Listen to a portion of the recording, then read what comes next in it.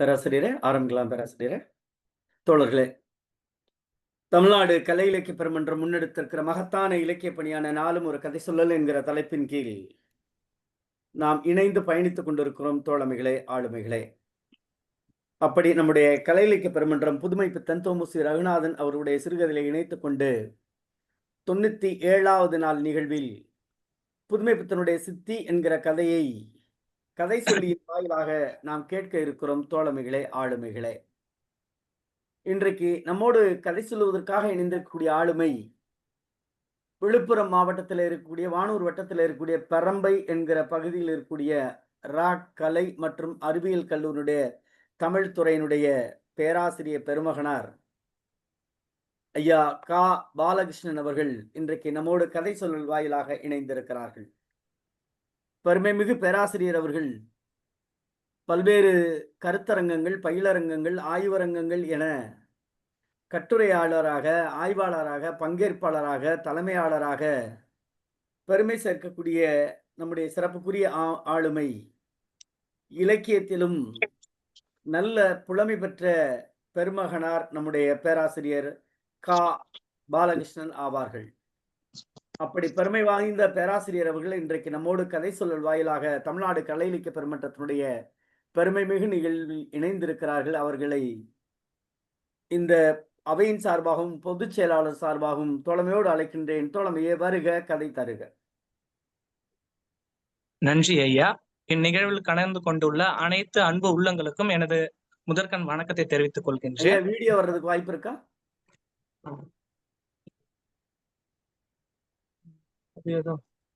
ஒரு நிமிடம் ஐயா.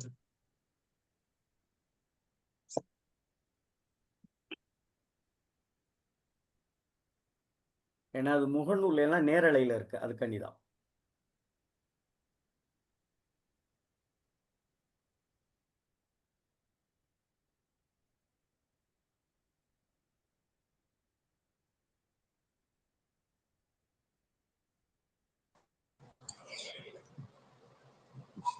வணக்கம் ஐயா, அனைவருக்கும் வணக்கம். வணக்கம் ஐயா. வணக்கம்.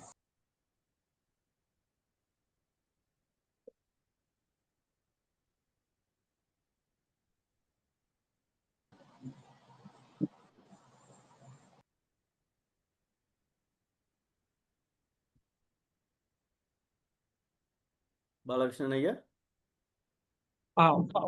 ஒரு நிமிடம் ஐயா. வேறு ஒரு எண்ணிலிருந்து இல்லையா? இல்ல வெளியில போயிட்டு உள்ள வாங்க. வரும்போது வீடியோ ஆன் பண்ணிட்டு உள்ள வாங்க.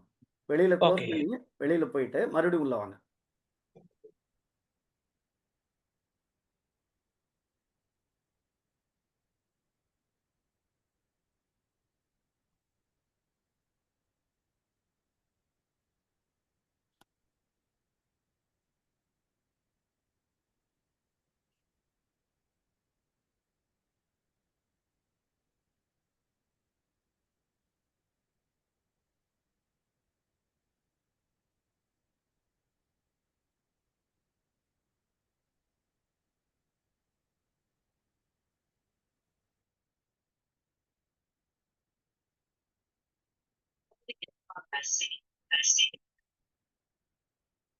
ஐயா, 2 செல்லு பக்கத்துல வந்து எக்கோ இருக்கும், உங்களால பயன்படுத்த முடியாது, அதையும் பார்த்துக்குங்க.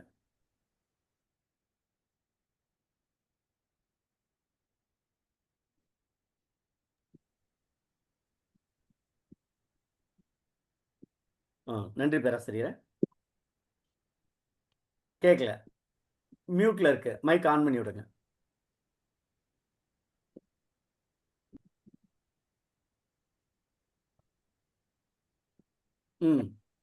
என்னோட கதை தலைப்பு வந்து சித்தின்ற தலைப்போட தொடங்குது. இந்த கதைக்களம் பாத்தீங்கன்னா, இப்போ இன்றைய சமுதாயத்துல உறவுகள்ன்றது நம்ம உணர்வுகளோடு பயணிக்கிறாங்களா, இல்ல நம்மளோட உடைமைகளுக்காக பயணிக்கிறாங்களான்ற ஒரு நல்ல ஒரு கதை கருவா கொண்டு இந்த கதை தொடங்குது. இதுல இருக்க கதை மாந்தர்களை நம்மளோட புதுமை பித்தன் ஐயா என்ன மாதிரியான ஒரு பின்னி பிணைப்போட செஞ்சிருக்கிறாங்கன்றா, அந்த கதையில இருக்கக்கூடிய அந்த கதை மாந்தர்கள் எல்லாருமே நம்மளோட தினசரி வாழ்க்கையில நடைபெறக்கூடிய அந்த நிகழ்வுகளை உணர்வுகளோடு பிரதிபலிப்பதா அமைஞ்சிருக்குது இந்த கதை. இந்த கதையை படிச்சதுல நமக்குள்ள என்ன மாதிரியான ஒரு தாக்கங்கள் ஏற்படுதுன்னா, நம்மளோட உறவுகள் என்றவங்க எந்த மாதிரியான ஒருத்தவங்களா இருக்கிறாங்க, நம்மளை சூழ்ந்துள்ள அந்த மக்கள் என்றவங்க எந்த மாதிரியான கண்ணோட்டத்தோட நம்மள பாக்குறாங்கன்ற மாதிரியாக அமைஞ்சிச்சு. சோ இப்போ நேரடியா கதைக்குள்ள போயிடலாம். கதையில இருக்கக்கூடிய கதாபாத்திரங்களாக செண்பகராமன் பிள்ளையும், அவங்களோட மனைவி மீனாட்சி அம்மை, அதுக்கடுத்து அவங்களோட தங்கை சித்திரை அம்மா, அப்புறம் அவங்களோட கணவர்கள்லாம் இருக்கிறாங்க. இதுல இந்த செண்பகராமன் பிள்ளைன்றவங்க பாத்தீங்கன்னா, கொஞ்சம் நல்ல வசதியான ஒரு குடும்பத்த சேர்ந்த ஒருத்தவரா இருக்கிறாரு. அவருக்கு ஏழ்மைன்ற ஒண்ணுன்றது இல்ல. நல்ல வசதியான ஒரு குடும்பம். அந்த நில வாய்ப்புகள் இருக்கு.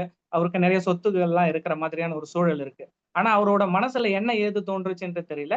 ஒரு நாள் அவர் என்ன பண்றாருன்னா, அந்த துறவு வாழ்க்கைக்கு போயிடலான்ற மாதிரி அவங்க சன்னியாசி வாழ்க்கைய தேர்ந்தெடுக்கிறாரு. காவி உடைகள அணிஞ்சுட்டு, ஒரு சித்தம் போக்குல போற மாதிரியான ஒரு வாழ்க்கைய தேர்ந்தெடுக்கிறாரு. அது பத்தின யாருக்குமே எந்த செய்தியுமே தெரியல. காரணம் என்னன்னா, அவரு கிளம்புனது ஒரு வெள்ளிக்கிழமை நாளுன்றதால, அதிலிருந்து 3 நாட்கள் வரைக்கும் அவரோட வீட்ல யாருமே அவர பத்தி தேட ஆரம்பிக்கல. ஏன்னா, அவரு எப்பயுமே இந்த வியாபார ரீதியாகவோ, இந்த மாதிரியான சொந்த காரியங்களுக்காகவோ அந்த பட்டினம் போயிட்டு வர்றது, இல்ல 2, 3 நாட்கள் தங்கிட்டு வர்றதுன்றது ஒரு இயல்பான ஒரு நிகழ்வுன்றதால, அவங்க வீட்ல இருக்க யாருமே என்ன பண்ணலன்னா, அவர பத்தியான ஒரு சிந்தனையே இல்ல. ஆனா, அது 4வது நாள் என்ன ஆகுதுன்னா, அவர்கிட்ட இருந்து ஒரு கடிதம் கிடைக்குது. அந்த கடிதத்து மூலியமா தான் என்ன தெரியுதுன்னா, அவரு அந்த இல்லற வாழ்க்கைன்றது ஒண்ணு மீது வெறுப்பு வந்துட்டு, அவரு துறவற வாழ்க்கையில ஈடுபட்டுட்டாருன்ற விஷயமே அவங்களுக்கு தெரிய வருது. இந்த விஷயம் தெரிய வரும்போது பார்த்தீங்கன்னா, அவரு நல்ல ஒரு வசதி படைத்த குடும்பம்னு சொன்னோம் இல்லையா?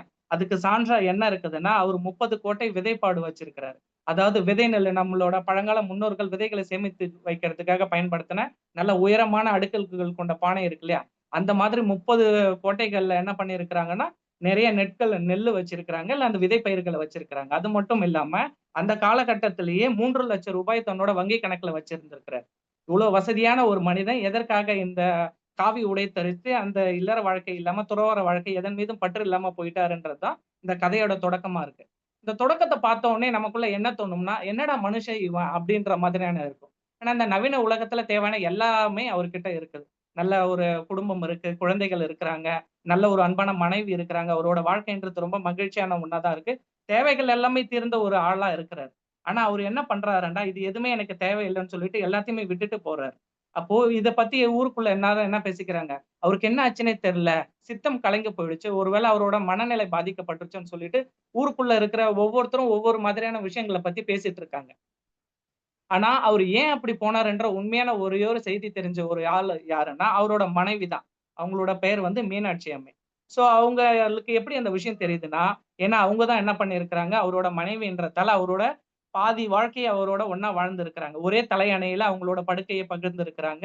முறைப்படியான திருமணத்த மேற்கொண்டு இருக்கிறாங்க. அந்த திருமணமான காலகட்டத்துல இருந்துமே, தொடக்க காலகட்டத்துல அவரு உறவுல ரொம்ப மகிழ்ச்சியான ஒரு ஆளாவே தெரிஞ்சிருக்கிறாரு. அந்த மனைவிய பார்த்துக்கணும், அவ்வளவு சந்தோஷமா அவளுக்கு தேவையானது அந்த விஷயங்கள்லாம் செய்யணுன்ற மாதிரி ஒண்ணு. போக, போக அந்த குடும்பம்ன்ற ஒரு சூழல் வேறுன்ற காலகட்டத்துல என்ன ஆயிடுச்சுன்னா, நம்ம மனைவி மக்களுக்காக எதனாச்சும் நம்ம பொருட்கள சேகரிக்கணும்னு சொல்லிட்டு, உடல் நலத்த கருதாம ஒரு உழைப்பாளியா ஒரு திகழ்ந்திருக்கிறாரு. அப்ப அப்படி இருந்த காலகட்டத்துல ஊர்ல ஏற்படுகின்ற நல்ல விஷயமோ சரி, அது கெட்ட விஷயமோ சரி, எதுவா இருந்தாலும் அதுக்காக முன்னாடி போய் நின்னுட்டு அந்த பிரச்சனைகள சரி பண்ற ஒரு ஆளா இருந்திருக்கிறாரு. ஆனா எல்லாத்துலயுமே என்ன பண்ணுவாருன்னா, அந்த தாமரை இலை தண்ணீர் போல சொல்லுவோம் இல்லையா? ஒட்டி ஒட்டாமல் இருப்பாங்கல்ல, அந்த மாதிரியான ஒரு மனுஷரா இருந்ததால, அவரோட மனைவிக்கு மட்டும் என்ன புரியுதுன்னா, அவரு ஏன் இந்த மாதிரியான முடிவு எடுத்திருக்கிறாருன்றத புரியுது. இவ்வளவு நாள் இல்லற வாழ்க்கையில இருந்தாரு. அவரு தேவையான எல்லாத்தையுமே அவர் சம்பாரிச்சுட்டாரு. இருந்தாலுமே அவரோட மனதுக்கு நிம்மதின்ற ஒண்ணு அவருக்கு எப்பயுமே இல்லாம இருந்துட்டே இருந்திருக்கு. அவரோட இந்த பயணம்ன்றது ஒரு தேடல் குறித்த பயணமா இருந்திருக்கு. அந்த தேடலுக்கான நிகழ்வு என்ன தொடங்குதுன்னா, ஒரு நாள் அவரும் அவரோட மனைவியும் இல்ல அவரோட வீடுகள்ல வந்து ஒண்ணா படுத்துட்டு இருக்கிற சூழல்ல, அவரோட அந்த வீட்டுக்கு வெளிப்புறத்துல இருந்து யாரோ ஒருத்தவங்க "என்னப்பா பண்றன்ற?" மாதிரியான ஒரு குரல் குடுக்குற மாதிரி. "ஏன்பா செண்பகராமான்ற?" மாதிரியான ஒரு குரல் குடுக்குற மாதிரி கேட்குது. அந்த குரல் வந்து அவரோட தந்தை குரலா அவருக்கு தோணுது. உடனே என்ன பண்றாரு, வீட்ட விட்டு வெளிய வந்து முற்றத்துல நின்னு பார்க்குறாரு. எங்க இங்க தானே இந்த குரல் கேட்ட மாதிரி இருந்துச்சுன்னு சொல்லிட்டு. ஆனா அவரு அந்த குரல கேட்ட சுத்தி அந்த இடத்த பார்த்ததுக்கு அப்புறம் அவருக்கு எந்த ஒரு ஆளுமே தெரியல. உடனே என்ன பண்றாரு, உள்ள போறாரு. உடனே அவங்க மனைவிக்கு என்ன பயமா இருக்குதுன்னா, என்ன ஆச்சு, ஏதாச்சுன்னு தெரியலையே. நடு நேரத்துல ஏதோ ஒரு குரல் கேட்டுச்சுன்ட்டு போய் பயந்துட்டு போயிட்டு வராருன்ட்டு இவங்க சந்தேகப்படுறாங்க. என்ன ஆச்சுங்கன்னு கேட்கும்போது, அதெல்லாம் ஒண்ணும் இல்ல. தூரத்துல யாரோ கூப்பிட்டாங்க போல. எனக்கு எதர்ச்சியா கேட்டுடுச்சும்மா அப்படின்னு சொல்லிட்டு, அதோட அந்த நிகழ்வ அவரு நிறுத்திக்கிறாரு. அதுக்கடுத்து என்ன இப்போ இது என்ன ஆயிடுச்சுன்னா, இப்போ இந்த காவி வாழ்க்கை தரிச்சுட்டு போயிட்டதுக்கு அப்புறம், அவரோட தங்கை வராங்க. அவரோட தங்கை பேர் வந்து சித்திரை அம்மாள். ஊர்ல எல்லாரும் பேசிக்கிறத கேட்டு, ஒரு வழியா அவங்களுக்கும் அந்த செய்தி போயிட்டதுக்கு அப்புறம், அவங்க என்ன சிந்திக்கிறாங்கன்னா, நம்ம அண்ணனுக்கு யாரோ தீங்கு செய்யறதுக்காக சூனியம் வச்சுட்டாங்க போல. நம்ம அண்ணன் இந்த ஊர்ல பெரிய ஒரு ஆளா இருக்கிறது யாருக்குமே புடிக்கல போல. நல்ல மனுஷனா ஒரு மாட்டுன நல்ல வெள்ளை உடைகள உடுத்திட்டு போயிட்டு வந்துட்டு இருந்தாரு. அவரு கெட்டு போனோம்னு யாரோ இந்த ஊர்ல வந்து நெனைக்கிறாங்க போல. அதனாலதான் என்ன பண்ணிட்டாங்க, எங்க அண்ணனுக்கு யாரோ சூனியம் வச்சுட்டாங்க அப்படின்னு நினைக்கிறாங்கன்னு சொல்லிட்டு அவங்க மனசுக்குள்ளேயும் அவங்க அந்த உறவுகள் கூடயும் பேசிட்டு இருக்கிறாங்க. அப்ப அவரோட மனைவி என்ன சொல்றாங்கன்னா, அந்த மாதிரிலாம் எதுவுமே இல்ல. இப்போ ஒரு நல்ல வாளியில நம்மளே போய் ஒரு நல்ல வழியில போயிட்டு நம்மளே போய் நல்ல பாம்ப போட முடியுமா? அவர நீங்க தேடுறத விட்டுடுங்க. அவரு மனசுக்கு புடிச்சு தான் போயிருக்கிறாரு. அவரு வரணும்னா அவரே திரும்பி வந்துருவாரு. அதுக்காக நீங்க எந்த மெனக்கெடலும் செய்யாதீங்க அப்படின்னு சொல்றாங்க. அதுக்கு என்ன அர்த்தமா நம்ம புரிஞ்சுக்கிற மாதிரி இருக்குன்னா, அவரோட விருப்பத்தோட போன உடனே, நீங்க கட்டாயப்படுத்தி இங்க கொண்டு வந்து வச்சாலுமே அவரு என்ன பண்ண மாட்டாருன்னா, அவரா இருக்க மாட்டாரு. ஒரு சாதாரண மனிதரா நம்மளோட இயல்பா இருக்க மாட்டாரு. ஏன்னா, இந்த வாழ்க்கை வேணான்னு சொல்லிட்டு தான் அவரு அந்த வாழ்க்கைய தேர்ந்தெடுத்திருக்கிறாருன்ற மாதிரி சொல்றாங்க. இருந்தாலுமே அவங்க தங்கையோட கணவரும் என்ன பண்றாருன்னா, அவருக்கு ஒருக்குள்ள ஒரு சந்தேகம் வந்துருச்சு. இந்த அம்மா என்ன பண்றா, அவரோட மனைவியே வந்து சொத்துக்காக ஆசைப்பட்டுட்டு, ஒருவேளை இந்த மனுஷன் ஏதாவது ஒண்ணு பண்ணிட்டாங்களோ, இல்ல வேணும்ட்டே இவங்க தான் ஏதாவது ஒரு அடிச்சு தொரத்திட்டாங்களோன்ற ஒரு சந்தேகம் அவங்களுக்குள்ள ஏற்படுது. அதனால அவங்க அந்த தங்கையோட கணவர் என்ன பண்றாருன்னா, வழக்கு பதிவு செய்றாரு. போயிட்டு கோர்ட்ல கேஸ் போலீஸ் ஸ்டேஷன்ல கேஸ் குடுத்துடுறாரு. இந்த மாதிரி எங்களோட மைத்துனர காணோம். அவரு எங்க போனாரு, என்ன பண்ணாருன்னே தெரியவே இல்லையே அப்படின்ற மாதிரி. இது ஒரு புறம் இருக்க, அவங்களோட மனைவியோட உறவினர் வழியில ஒரு சகோதரர் ஒருத்தவர் இருக்கிறாரு. அவரோட பேர் வந்து வடிவேலு பிள்ளை. அவரும் என்ன பண்றாருன்னா, அவரு தான் இந்த சண்முக பிள்ளையோட அந்த நிலபுலத்த எல்லாத்தையுமே பார்த்துக்கிறாரு. அவரோட வாய்க்கா, வரப்பு அதுலருந்து வரக்கூடிய அந்த பயிர்கள், அதுல முதலீடு என்ன, லாபம் என்ன, எல்லாத்தையும் ஒரு கணக்கு புள்ள மாரி பார்த்துக்கிற ஆளு அவரு தான். சோ அவரு என்ன பண்றாருன்னா, இவங்க போய் ஒரு கேஸ் குடுத்த உடனே, இவங்க சொத்துக்காக அப்ப அவரு போயிட்டாரு இல்லையா? அவரோட உடைமைகள் எல்லாத்தையுமே நம்ம என்ன பண்ணலாம்? நம்மளே எடுத்துக்கலான்றதுக்காக இவங்க கேஸ் குடுத்துட்டதா நெனச்சு, இவரும் ஒரு பக்கம் என்ன பண்றாரு, சிவில் கேஸ்ல இந்த கிரிமினல் கேஸ் மாதிரி சிவில் கேஸ்ல ஒரு நல்ல ஒரு பெரிய ஒரு வழக்கறிஞர புடிச்சுட்டு இவரும் போயிட்டு ஒரு கேஸ் குடுத்துடுறாரு. சரி இப்படியே விட்டுட்டோம்னா இவங்க எதையாச்சும் பண்ணிடுவாங்கன்னு சொல்லிட்டு. இப்ப இந்த நிலையில பார்த்தோம்னா, அவங்களோட மனைவியோட நிலைமை எப்படி இருக்குதுன்னா, மஞ்சள் கயிறு கட்டுன ஒரு ஒரு மனைவியா இருக்கிறாங்களே தவிர, அவங்க கழுத்துல என்ன பண்ணல, ஒரு வெள்ள புடவ தான் ஏறல, அவங்க கழுத்துல இருக்க தாலி தான் அறுபடல. உறவுகள் எல்லாமே என்ன பண்ணாங்கன்னா, சண்முக பிள்ளைன்ற ஒரு மனுஷன் போனாருன்றதுக்காக யாரும் வருந்தல. அவரோட அந்த உடைமைகளுக்காக தான். அந்த சொத்து யாருக்கு போகும்? அந்த சொத்த யார் பிரிச்சு எடுத்துப்பா? ஒருவேள அந்த மீனாட்சி அவ வந்து பங்கு கேட்க வந்தா நம்ம என்ன பண்ணலாம்? அவள எப்படி சரி கட்டலான்றது தான் அவங்களோட நோக்கமா இருக்குது. போனவர் எங்க போனாரு, ஏது போனாருன்ற தேடுற நோக்கம் யாருக்குமே இல்ல. அந்த சொத்த எப்படினாச்சும் நம்மளே எடுத்துக்கணும்னு நினைக்கிறாங்க. சோ இப்ப இருபுறமும் என்ன பண்ணிட்டாங்க, வழக்கு பதிவு பண்ணிட்டாங்க நீதிமன்றத்துல. இப்ப அந்த வழக்கு போயிட்டு இருக்குது. அதுக்கு நடுவுல என்ன பண்றாங்கன்னா, அவங்க தங்கச்சி எப்படினாச்சும் எங்க அண்ணன நான் கண்டே புடிச்சே ஆவேன்னு சொல்லிட்டு ஊர் ஃபுல்லா ஆள் அனுப்பி தேட சொல்றாங்க. எல்லா ஊர்லயும் போய் தேடுங்க. எங்க அண்ணன எப்படினாச்சும் கண்டுபிடிச்சு கூட்டு வாங்கன்னு சொல்லிட்டு. ஆனா அவங்களோட கணவருக்கு என்னன்னா, இவரு போனவரு வந்து என்ன பண்ண போறாரு? இவரு சம்பாதிச்சு வச்ச சொத்து எல்லாமே வீணா அழிஞ்சு போறதுக்கு நம்மளே எடுத்துக்கலாம். அவரு வராம இருந்தாலே நமக்கு நல்லதுதான். ஏன்னா, நம்ம என்ன பண்ணிடலாம், அவர மாதிரி ஊர்ல நம்ம ஒரு பெரிய ஆளா மாறிடலாம். நம்மளும் சந்தோஷமா வாழலான்ற ஒரு கெட்ட எண்ணம் அவரோட மனசுக்குள்ள வந்துடுது.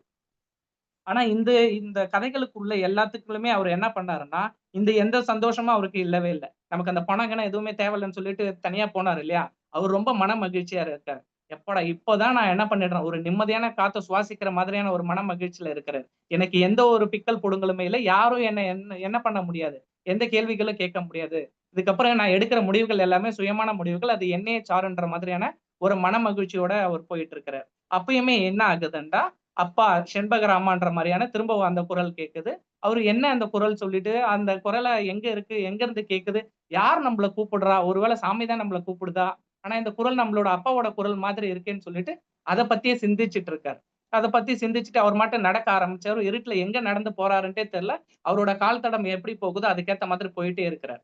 இப்போ ஒரு மாட்டு வண்டிய எடுத்துக்கலாம். ஒரு எடுத்துக்காட்டுக்காக. அந்த மாடுகள் இப்போ இந்த பகல் நேரத்துல அந்தி, மாலை பொழுதுல பார்த்தோம்னா, அந்த பகல் நேரத்துல நடந்து போகும்போது எதிர்ல என்ன இருக்குதுன்றதே தெரியாம அது கால் போக்குல நடந்து போகும் இல்லையா? அந்த மாதிரி ஒரு நடந்து போகுறத நம்மளோட ஐயா சொல்லியிருக்கிறாங்க. சோ அப்படி போகும்போது என்ன ஆகுதுன்னா, ரொம்ப மன மகிழ்ச்சியா இருக்கிறாரு. என்ன நடக்குது, ஏது நடக்குதுன்னே அவருக்கு தெரியல. அப்ப அவரு என்ன பண்றாருன்னா, தன்னோட பழைய நினைவுகள அசை போட்டு பார்க்கிறாரு. தன்னோட மழலையர் பருவத்துல அவரு என்ன பண்ணியிருக்கிறாருன்னா, அவரோட வீட்டுல இருக்கக்கூடிய பின்பக்கமா போயிட்டு முற்றத்துல இருக்கக்கூடிய அந்த உளி இருக்கும் இல்லையா? நம்மளோட அந்த முன்னோர்கள் என்ன பண்ணாங்க, அந்த பண்டம் பொருட்கள் எல்லாமே கெட்டு போகாம இருக்கிறதுக்காக தூளி கட்டி வச்சு, அதுக்குள்ள அந்த உப்பு கருவாடெல்லாம் போட்டு வைப்பாங்க இல்லையா? அந்த மாதிரி இருக்கக்கூடிய ஒரு உளிக்குள்ள ஒரு ஒரு மேசைய எடுத்து போட்டு அதுக்குள்ள இருந்து அவர் என்ன பண்றாருன்னா, நெய் விலாங்காய எடுத்து சாப்பிட்டுட்டு இருக்காரு. சாப்பிட்டு முடிச்சிட்டதுக்கு அப்புறம் நல்லா வாய நல்லா தொடச்சுக்கிட்டாரு. நம்ம சாப்பிட்டது அம்மாக்கு தெரியக்கூடாது. அம்மா கண்டுபிடிச்சிடக் கூடாதுன்னு சொல்லிட்டு அவரு நல்லா சுத்தமா தொடச்சுட்டு போயிட்டு அம்மா கிட்ட போய் திரும்ப கேட்கிறாரு. அம்மா எனக்கு எதனாச்சும் சாப்பிட குடுங்க. எனக்கு அந்த விலங்காய் சாப்பிட குடுங்கன்னு. டேய் உன் உதட்டுல தான் ஆல்ரெடி ஒட்டியிருக்கேடான்னு சொல்லிட்டு அம்மா திட்டுறாங்க. அவருக்கு ஒரு குறும்பா ஒரு சிரிப்பு சிரிக்கிறாரு. பரவாயில்லையே நம்ம பண்ண தப்ப கூட அம்மா என்ன பண்ணிட்டாங்க, எளிமையா கண்டுபிடிச்சுட்டாங்களே அப்படின்னு சொல்லிட்டு அத நினைச்சுக்கிட்டு அந்த இருட்டுல நடந்து போயிட்டே இருக்கிறாரு. அப்போ போகும்போதே அவர் மனசுக்குள்ள ஒரு கேள்வி இருக்குது. நம்ம ஏன் இந்த காவி உடைய போட்டோம்? நம்ம யாரு உண்மையாலுமே? நமக்கு ஏன் இந்த காவி உடை வேணும்? நமக்கு எல்லாமே சந்தோஷமா கிடைச்சிச்சு தான். நம்மள யாரு இத போட சொன்னது? அப்படின்ற ஒரு நிகழ்வு மட்டும் அவர் மனசுக்குள்ள நெருடலா ஓடிக்கிட்டே இருக்கு. அந்த அந்த கேள்விக்கான பதில் மட்டும் அவரால இறுதி வரைக்கும் அவருக்கு கிடைக்கவே இல்ல. சோ அவர் போயிட்டு இருந்த வழியா ஒரு முன்னாடி ஒரு குதிரை வண்டி போயிட்டு இருந்துச்சுன்னு சொன்னோம் இல்லையா? சோ அந்த வழி என்ன பண்ணுதுன்னா, அந்த போயிட்டு அது திரும்பின இடத்துல ஒரு ஆலமரம் ஒண்ணு இருக்குது. அந்த இடத்துல ஒரு மண்டபமும், சின்ன கிணறும் இருக்குது. அந்த வண்டிக்காரன் என்ன பண்ணிட்டான்னா, அந்த குதிரைகள ஓரமா கட்டிட்டு, அந்த இடத்துல போயிட்டு ஓய்வு எடுக்கலான்னு போயிட்டுறாங்க. சோ அப்ப இவரும் என்ன பண்ணாரு, நடைபாதை வழியா போன உடனே, சரி அந்த இடத்துல கொஞ்ச நேரம் ஓய்வு எடுக்கலான்னு சொல்லிட்டு, அங்க இருக்கக்கூடிய ஒரு தூண்ல சாஞ்சிட்டு இருக்காரு. அந்த இடத்துல பார்த்தோம்னா, ஒரு வயது முதிர்ந்த ஒரு சாமியார் ஒருத்தவங்க உட்கார்ந்துட்டு இருக்காரு. சோ இவரு என்ன பண்றாருன்னா, அவர பார்க்குறாரு. சரி நம்ம இவ்வளவு தூரம் நடந்து வந்ததுக்கு வந்து கொஞ்ச நேரம் இளைப்பாறலாம்னு சொல்லிட்டு அமைதியா இருக்கும்போது, அந்த இடத்துல இருக்கக்கூடிய ஒரு சில நிகழ்வுகள்லாம் நடக்குது. சோ இப்ப அந்த இடத்துல இவங்க இந்த வண்டிக்காரனும் இவரும் என்ன பண்ணிட்டு இருக்காங்க, ஓரளவுக்கு பேசிட்டு இருக்காங்க. அங்க இருக்கக்கூடிய கிணத்துல இருக்கிற தண்ணிய எடுத்து அவன் என்ன பண்ணிடுறான், பல் துலக்குறாங்க, குளிக்கிறாங்க. அந்த மாதிரியான நிகழ்வுகள்லாம் நடக்குது. அந்த மாரி நடந்துட்டு இருக்க ஒரு சூழல்ல, அங்க பூம் பூம்ன்ற ஒரு இயந்திர சத்தத்தோட ஒரு வாடகை வண்டி ஒண்ணு வந்துட்டு இருக்கு. நெறைய ஆட்கள ஏத்திட்டு போற நம்ம ஊர் அந்த டெம்போ மாதிரியான ஒரு வண்டி. எல்லாம் அத விட கொஞ்சம் நவீனமான ஒரு பெரிய ஒரு மாதிரியான வண்டியில நெறைய மக்கள ஏத்திட்டு போயிட்டு இருக்காங்க. அந்த வண்டிய ஏத்திட்டு போயிட்டு இருந்தப்போ, அந்த இடத்துல என்ன பண்ணுதுன்னா, ஒரு காளை மாடு மாதிரியான ஒரு ஒரு விலங்கு அங்க இருக்குது. இந்த வண்டி நேரா அதுகிட்ட போன உடனே அது என்ன பண்ணுச்சுன்னா, எதர்ச்சியா இப்படி திரும்பவும் இந்த வண்டி நேரா போயிட்டு ஒரு மரத்துல மோதிருது. புளிய மரத்துல மோதி விபத்து ஏற்பட்டுருச்சு. அந்த வண்டியில இருந்த எல்லா மக்களும் என்ன பண்ணிட்டாங்கன்னா, வண்டியோட சேர்ந்து குடை சாயிற மாதிரி சாஞ்சு கீழ விழுந்துட்டாங்க. சோ அப்ப கீழ விழுந்துட்டதுக்கு அப்புறம் இவரு என்ன பண்றாருன்னா, அந்த வண்டிய போய் சுத்தி சுத்தி குதிக்கிறாரு. ஐயய்யோ! யாருக்கு என்ன ஆச்சு தெரியல, யாருக்கு என்ன ஆச்சு தெரியலன்னு சொல்லிட்டு, வண்டிய சுத்தி சுத்தி சுத்தி குதிச்சுட்டு வந்துட்டு இருக்காரு. அங்க அந்த உட்கார்ந்துட்டு இருந்த அந்த கிழசாமியார் எத பத்தியுமே கவலைப்படாம அமைதியா இந்த நிகழ்வ பார்த்துட்டு இருக்காரு. அந்த வண்டிக்காரனும் இங்க என்ன நடக்குதுன்ற மாரி பார்த்துட்டு இருக்கான். பார்த்தா அதுல என்ன ஆகுதுன்னா, வண்டி ஓட்டிட்டு வந்த டிரைவர் கீழ விழுந்துடுறாங்க. கீழ விழுந்துட்டதுக்கு அப்புறம் அதுல இருந்த கண்ணாடி எல்லாமே அவரோட முகத்த சிதைச்சிடுது. அவரோட மூக்கையுமே சிதைச்சிடுது. நெறைய மக்கள் என்ன பண்ணாங்கன்னா, கொத்து கொத்தான மக்கள் அவங்களால முடிஞ்ச அளவுக்கு அடிபட்ட அந்த உடம்போட கீழ இறங்கி வந்துட்டு இருக்கிறாங்க. இவரு என்ன பண்றாருன்னா, ஒரு காக்கை இப்போ ஒரு அடிபட்ட காக்கை எப்படி சுத்தி நெறைய காக்கை மொய்க்குமோ, அதே மாதிரி அந்த வண்டிய சுத்தி சுத்தி சுத்தி வந்துட்டு இருக்கிறாரு. வந்துட்டு இருந்ததுக்கு அப்புறம் ஒரு வழியா எல்லாரும் அவங்கவங்களோட உடைமைகள கொண்டு கீழ இறங்கிட்டாங்க. நெறைய பேருக்கு அங்க சேதம் ஏற்பட்டுருச்சு. நெறைய பேருக்கு சேரம் ஏற்பட்ட பிறகு, அதுக்கப்புறம் என்ன ஆகுதுன்னா, அந்த இடத்துல 2 வண்டி வருது. அவங்க என்ன பண்றாங்கன்னா, அங்க அடிபட்ட எல்லாருமே வண்டியில ஏத்திக்கிட்டு, நாங்க அடுத்த ஊர்ல கொண்டு போய் நான் விட்டுடுறேன்ற மாரி சொல்றாங்க. சோ அந்த இடத்துல அந்த பிரச்சனைகள்லாம் முடியறதுக்கு குறைஞ்சது ஒரு 2லேருந்து 4 மணி நேரம் ஆகுது. அப்போ அவரு என்ன பண்றாருன்னா, இந்த நிகழ்வு எல்லாத்தையும் முடிச்சுட்டு அந்த இடத்துக்கு வந்துட்டு, அந்த கிழட்டு சாமியார பார்க்குறாரு. இவ்ளோ விஷயம் நடந்துச்சு. இந்த மனுஷன் பாரேன் எதுக்குமே ஒரு உணர்ச்சிய வெளிப்படுத்தாம, ஒரு ஜட மாதிரி அமைதியா உட்கார்ந்துட்டு இருக்காரே! அப்படின்னு சொல்லிட்டு ஒரு ஏளனமா அவரு பார்க்குறாரு. அப்ப அந்த கிழட்டு சாமி கேட்கிறாரு. "இவ்ளோ தூரம் நீ ஆடி பாடி குதிச்சியே! இதனால என்ன நடந்துச்சு?" அப்படின்ட்டு கேட்கிறாரு. சோ, இப்ப இந்த இடத்துல அவங்க என்ன சொல்ல வராங்கன்னா, இயற்கை மூலியமா நடக்கிற ஒரு நிகழ்வு நடந்து போச்சுன்னா, நம்ம செயற்கையா அத என்ன பண்ணியும் மாத்த முடியாது இல்லையா? நீ என்ன பண்ண, அங்க ஒரு விபத்து ஏற்பட்டுருச்சு அவ்வளோதான். அதுக்காக நீ குதிச்சு, நீ ஆடுன, பாடுன, அழுதன்றதுக்காக, அந்த நிகழ்வ நம்ம மாத்திட முடியாது இல்லையா? அந்த விபத்த நம்ம என்ன பண்ண முடியும்? நடக்காம ஒரு மாத்திட முடியாதுன்றதால தான், அவரு இயல்பா ஒண்ணா இருந்தாரு. ஆனா இவரால அந்த மாதிரி இருக்க முடியலன்றதால, ஒரு சுத்தி சுத்தி வந்தாரு. நீ இத்தன செஞ்சும் என்ன பயன்ன்ற மாதிரி ஆயிடுச்சு. இதுக்கு நடுவுல என்ன ஆயிடுச்சுன்னா, அந்த வண்டிக்காரன் என்ன ஆயிடுச்சுன்னா, இந்த பிரச்சனையில நம்மள எங்கனாச்சும் இட்டு விட்டுற போறாங்கன்னு சொல்லிட்டு, அவன் வண்டியோட தெறிச்சு ஓடிட்டான். சோ, அதுக்கப்புறம் இவரு அந்த இடத்துல வந்து உட்காஞ்ச உடனே, அங்க என்ன ஆகுதுன்னா, அந்த பத்த வச்ச அடுப்புல இருந்து புகை வந்துட்டே இருக்கு. அப்ப அந்த கிழட்டு சாமியார் என்ன சொல்றாருன்னா, "புகை வந்துட்டே இருக்கு. அடுப்பு ஒண்ணும் அணையல" அப்படின்ட்டு சொல்றாரு. இவருக்கு என்னன்னா, இந்த எந்த விஷயத்த பத்தியும் நீ கவலை கொள்ளாம, நீ இதுலயே இருக்கிறேன்னு சொல்லிட்டு, அங்க இருந்த ஒரு பட்டைய மொண்டு அத அந்த தண்ணியுமே அணைச்சிடுறாரு. அதுக்கப்புறம் இவங்களுக்குள்ள ஒரு உரையாடல் நடக்குது. அப்பதான் அவரு என்ன பண்றாருன்னா, அவர்கிட்ட கேட்கிறாரு. "நீங்க யார் சாமி? நீங்க என்ன எதுக்காக இருக்கீங்க? எங்க போறீங்க?" அப்படின்ற மாரி கேட்கிறாரு. சோ, அப்ப அந்த சாமியார் என்ன சொல்றாருன்னா, "நான் இங்க தான் இருக்கிறேன். நான் வந்து காசிய நோக்கி போறேன். சாரி கைலாசத்த நோக்கி போறேன்" அப்படின்ற மாதிரி சொல்றாரு. சரி அவங்க பேசிட்டு இருக்கும்போது, அவர் கையில இருந்து ஒரு ஒரு உருண்டையான ஒரு அவுல குடுக்குறாரு. ஒரு கை நெறைய அவுல குடுக்குறாரு. இவரும் அத வாங்கிட்டு ஆசை போட்டுட்டே இருக்கிறாரு. சோ, அப்ப இவங்களோட அந்த உரையாடல் இப்படி நடந்துட்டே இருக்கு. இவங்க 2 பேரும் என்ன பண்றாங்கன்னா, அங்க இருந்து அந்த பயணத்த மேற்கொள்றாங்க. இதுக்கு நடுவுல இங்க என்ன நடந்துட்டு இருக்குன்னா, 2 பேரும் அந்த வழக்குக்காக போயிட்டு இருந்தாங்க இல்லையா? 2 பேரும் அந்த வழக்குக்காக போனவங்க என்ன பண்றாங்கன்னா, ஒவ்வொருத்தவங்களும் எப்படி அந்த வழக்க வெற்றி பெறுறதுன்றதுக்காக போட்டி நடக்குது. அதாவது அந்த அவரோட தங்கையோட கணவருக்கும், அந்த சித்திரை அம்மாளோட கணவருக்கும், அதுக்கு அடுத்து அந்த மீனாட்சி அம்மாவோட உறவினர் வழி சகோதரரும் 2 பேரும் இப்போ நீதிமன்றத்துல வழக்கு போட்டாங்க இல்லையா? அந்த வழக்குல எப்படி வெற்றி பெறுறதுன்றதுக்காக 2 பேருக்குள்ளயான அந்த நிகழ்வுகள்லாம் நடந்துட்டு இருக்கு. ஒவ்வொருத்தவங்களும் என்ன பண்றாங்கன்னா, ஒவ்வொரு மாதிரியான ஒரு நடவடிக்கைகள மேற்கொள்ளலான்ற மாதிரியான இருந்துட்டு இருக்கு. அப்போ இதுக்கு முன்னாடி என்ன நடக்குதுன்னா, நம்மளோட அந்த சின்ன செண்பகராமன் பிள்ளை என்ன பண்ணியிருக்கிறாருன்னா, அவங்களோட சின்ன வயசுல இருக்கும்போது அவரோட பிள்ளைக்கும் இந்த அவங்களோட தங்கச்சி பையனுக்குமே என்ன பண்ணிட்டு இருக்கான், அந்த திருமணம் குழந்தை திருமணம் பண்ணுவோம்ல, சின்ன வயசுல நிச்சயம் போவோம் இல்லையா, அந்த மாதிரியான ஒரு நிகழ்வை ஏற்கனவே ஏற்படுத்தி இருக்கிறாரு. அதன் மூலமா அவர் என்ன யோசிச்சாருன்னா, இப்போ நம்ம கிட்ட ஒரு செண்பகராமன் பிள்ளை இல்ல, அவரோட பையன் நம்மளோட இப்ப உறவு முறை தானே வருது, நம்மளோட பொண்ணுக்கு அவனை திருமணம் பண்ணி வைக்க போறோம், அப்ப எல்லா சொத்தும் நமக்கு தானே வரும்ன்றதுக்காக அவர் என்ன பண்றாரு, அவங்களோட அந்த மனைவி கிட்ட போய் பேசுறாரு, மீனாட்சி அம்மா கிட்ட பேசுறாரு. இந்த மாதிரி அவன் தனியா இருந்தான்டா, எப்படியும் அவன் என்ன பண்ணிடுவான், எதனாச்சும் ஒரு பழக்கங்கள்ல ஈடுபட்டுருவான், இல்ல அவனுக்கு எதனா ஒண்ணு நடக்கலாம், எப்படி எங்க வீட்டுக்கு வரப்போற மருமகன் தானே, நான் கூட கூட்டு போய் வச்சு பாத்துக்கிறேன், நான் பத்திரமா அப்படின்னு சொல்லிட்டு அவரு கூப்பிட்டு போயிட்டாரு. இது தெரிஞ்சு அவங்களோட தம்பி, அந்த உறவினர் வழி தம்பி என்ன பண்றாருன்னா, வடிவேலு பிள்ளை அவரும் என்ன பண்றாரு, அக்கா கிட்ட போய் பேசுறாரு. அவனே சரியில்லை, ஊர் ஃபுல்லா கடை வாங்கி வச்சிருக்கிறான், அவன் கிட்ட நம்ம பிள்ளைய விட்டுட்டோம்னா என்ன ஆகிறது, நீ உடனே போய் கூப்பிட்டு வான்றாரு. இவங்களும் உடனே அவங்க வீட்டுக்கு போயிட்டு வா வா வான்ட்டு கூப்பிடுறாங்க. அவன் இல்லம்மா நான் வரமாட்டேம்மா, நான் உங்க மாமா வீட்டுல தான் இருப்பேன், நான் இங்க இருந்து நான் வரமாட்டேன், இங்கேயே தான் இருப்பேன் அப்படின்ட்டு சொல்றான். இவங்க தர தரன்ட்டு இழுத்துட்டு வந்துடுறாங்க. இந்த விஷயம் இப்போ நடந்துட்டு இருக்க சூழல்ல இந்த 2 பேருமே நேருக்கு நேரா பாத்துக்கிறாங்க. வடிவேலு பிள்ளையும் அந்த ஆணையப்ப பிள்ளையும் 2 பேரும் நேருக்கு நேர் பாத்துக்கிறாங்க. பாத்துக்கும்போது வார்த்தைகளாலே என்ன பண்ணிக்கிறாங்க, திட்டிக்கிறாங்க. ஒரு மாதிரியான 2 பேருக்குள்ள ஒரு மோதல் ஏற்படுகின்ற சூழல் வருது. இந்த சூழல் வந்ததுக்கு அப்புறம் ஓரளவுக்கு என்ன பண்றாங்க, அந்த சூழல் முடிஞ்சிட்டதுக்கு அப்புறம் இந்த ஆணையப்ப பிள்ளை என்ன பண்றாருன்னா, திருச்செந்தூருக்கு போயிட்டு முருகனை வழிபட்டுட்டு வரலாம், முருகனை வழிபட்டுட்டு வந்தோம்னா இந்த கேஸ்ல எப்படியாச்சும் நம்ம ஜெயிச்சிடலாம், அந்த அந்த செண்பகராமன் பிள்ளையோட சொத்து எல்லாமே நமக்கே கிடைச்சிரும் அப்படின்ட்டு நினைக்கிறாரு. இதற்காக அவர் என்ன பண்றாருன்னா, திருச்செந்தூர் அவரோட கூட இன்னொரு நண்பரை கூட்டிட்டு திருச்செந்தூர் போறாரு. இப்போ இதுக்கு அடுத்த கட்டமா என்ன நடக்குதுன்னா, இந்த கதை நிகழ்வுகள்ல, இப்போ அவங்க கூட அந்த கைலாசத்துக்கு போனவங்க 10 வருடம் கழிச்சு திரும்ப வர்றாரு. அந்த போன இடத்துலயே அந்த கிழட்டு சாமியார் இறந்து போயிடுறாரு. அங்கேயே அவர அடக்கம் பண்ணிட்டாங்க. சோ அவரோட உடைமைகளா வச்சிட்டு இருந்த ஒரே ஒரு அந்த திருவாசகம் புக்கு, பிழை இல்லாத கொஞ்சம் பிழைகள் கம்மியா இருக்கக்கூடிய ஒரு புத்தகத்தையும் அவரோட மூட்டையை தூக்கிட்டு இவர் என்ன பண்றாருன்னா, திரும்ப இந்த பக்கம் தென் திசை நோக்கி நடந்து வர்றாரு.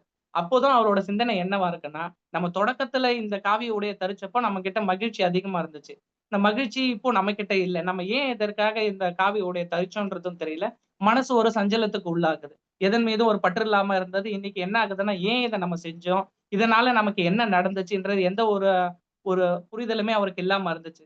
சோ அவரு என்ன பண்றாருன்னா, அவரு எதர்ச்சியாக அந்த திருச்செந்தூர் கோவிலுக்கு போற மாதிரியான ஒரு சூழல்ல அங்க உட்கார்ந்து தியானம் பண்ற மாதிரி ஒரு நிலை ஏற்படுது. கண்ண மூடி உட்கார்ந்துட்டு இருக்கும்போது பின்னாடி இருந்து கூப்பிடுற ஒரு குரல் கேட்குது அவருக்கு. செண்பகராமன்ற மாதிரியான ஒரு குரல் கேட்குது. என்னடா இது குரல்ன்ட்டு திரும்பி பார்க்கும்போது தான் தெரியுது, அவரு தன்னோட தங்கையோட கணவர் தான் தன்னை கூப்பிடுறாருன்னு சொல்லிட்டு.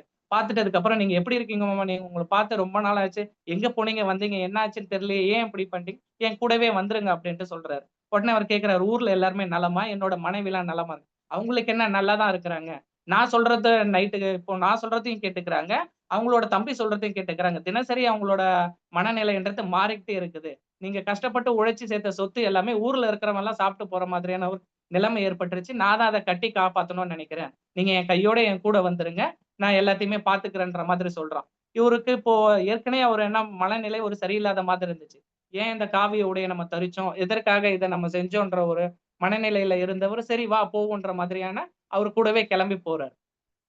அவர் கூடவே கிளம்பி போகும்போது இந்த கதை முன்னாடி என்ன நடந்திருக்குன்னா, அந்த கிழட்டு சாமியாரை பார்த்தாரு இல்லையா, அப்போ அவரு இவர்கிட்ட கேட்கிறாரு, உன்னோட பெயர் என்னன்னு கேட்ட உடனே சாந்தலிங்கம் சாமி அப்படின்ட்டு சொல்றாரு. இவரோட உண்மையான பெயரை சொல்லாம அப்போ என்ன பண்றாரு, தனக்கு தானே ஒரு புது பெயரை வச்சுக்கிறாரு. அந்த பெயர் தான் சாந்தலிங்கம் சாமின்னு சொல்லிட்டு. சோ அந்த பெயரை வச்சு கூப்பிட்டதுக்கு அப்புறம், இதுக்கு முன்னாடி உங்களை என்ன கூப்பிட்டாங்கன்னு கேட்கிறாங்க. இதுக்கு முன்னாடி என்ன செண்பகராமன் பிள்ளைன்னு கூப்பிட்டாங்கன்னு சொன்னாங்க. சோ அதுக்கப்புறம் அவங்களோட கதை நகர்ந்துச்சு இல்லையா. இப்ப அவரு என்ன பண்றாருன்னா, இவரு கூட என்ன பண்றாரு, இவளோட ஊருக்கு திரும்புறதுக்காக கிளம்பி வந்துட்டு இருக்காரு. வர வழியில என்ன பண்றாங்க, ஒரு இடத்துல நின்னு அவங்களோட முகம்லாம் அலம்பிட்டு ஒரு வகையான காஃபி அந்த மாதிரி சாப்பிடுறாங்க. சாப்பிட்டு முடிச்சதுக்கு அப்புறம் என்ன பண்றாங்க, திரும்ப ஒரு பேருந்துல ஏறி உட்காந்துட்டு கிளம்புறாங்க.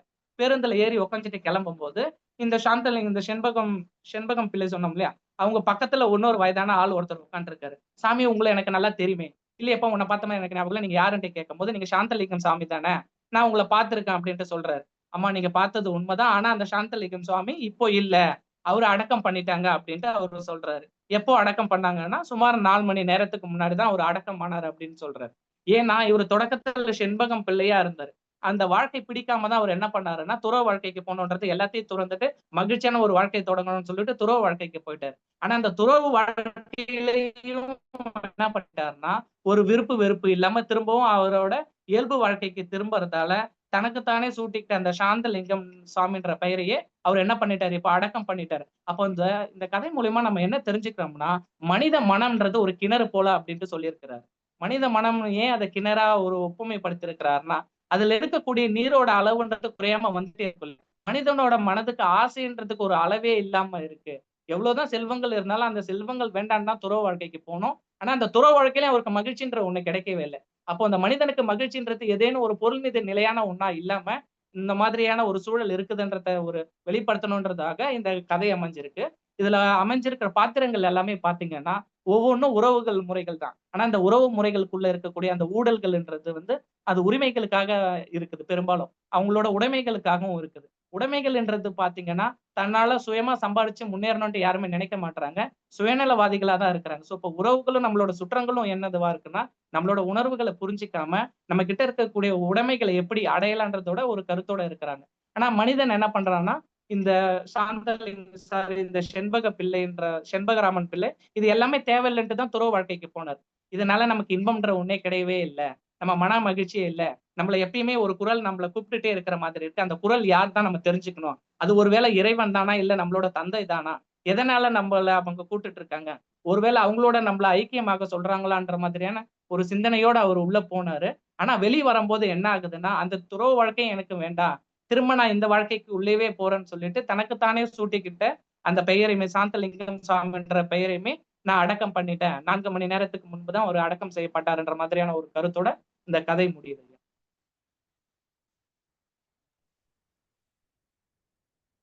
நன்றி இந்த ஐயா. வாய்ப்பை வழங்கியமைக்கு ரொம்ப நன்றி ஐயா. வெயிட் பண்ணுங்க பேராசிரியரே. பின்னூட்டம்லாம் முழுமையாக்கலங்க. நீங்க நிறைவாவும் பேசுற மாரி இருக்கும். நல்லா இருந்தது. கதை கதை சுமார் ஒரு 16, 17 பக்கத்துக்கிட்ட வருது ஐயா. பெரிய கதை, பெரிய கதை. நல்ல பெரிய கதை.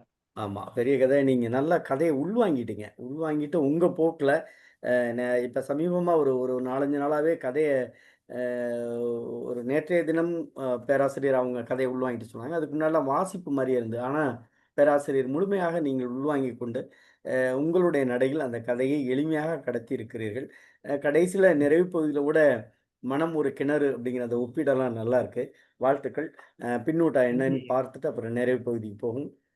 வழக்கம் நன்றி, போல் நன்றி. பின்னூட்டத்தை தொடங்கி வைக்கிற நம்முடைய தோழமை சாத்தூர் கணேசன் அ என்னன்னு தெரியல இணையல. இருந்தாலும் அதனால ஐயா பணித்துளி பாலசுப்ரமணியம் ஐயா தொடங்கி வைங்க.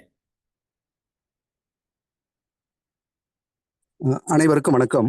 மிக அற்புதமாக இந்த சிறுகதையை சொல்லி முடித்தார் நம்முடைய பேராசிரியர் பாலகிருஷ்ணன் அவர்கள். நல்ல நீண்ட கதை, ஆனால் பொறுமையா நமக்கு புரியும்படியா. நான் இந்த கதையை வாசிக்கவே இல்லை. இப்போ அவர் சொல்ல சொல்ல நான் அதை கேட்டேன். கேட்டு தான் நானும் உள்வாங்கினேன். புரியும்படியா நம்ம ரொம்ப அருமையா அவர் சொன்னார். சொன்ன விதம் சிறப்பு, பாராட்டுகள்.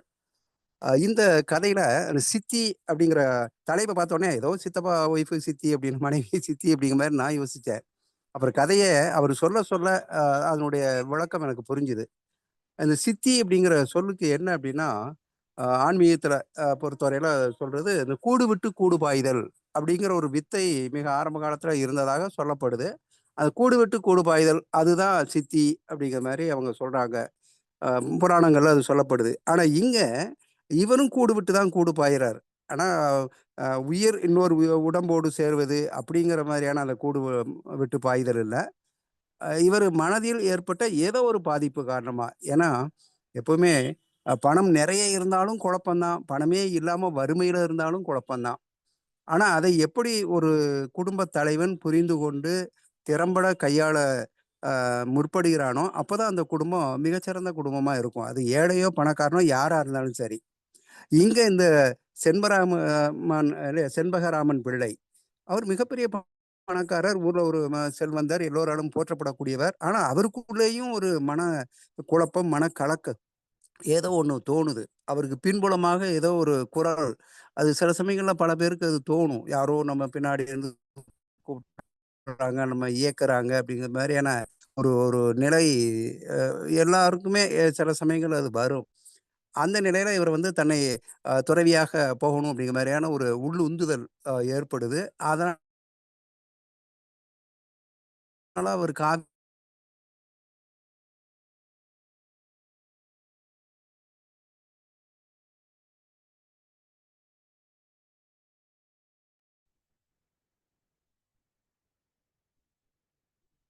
பணித்துளி ஐயா, உங்களுடைய குரல் கேட்கல, என்னன்னு தெரியும்.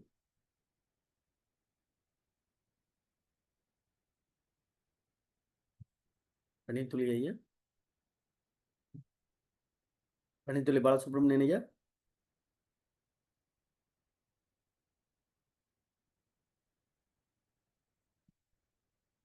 பணித்துளி பாலசுப்ரமணியன் ஐயா.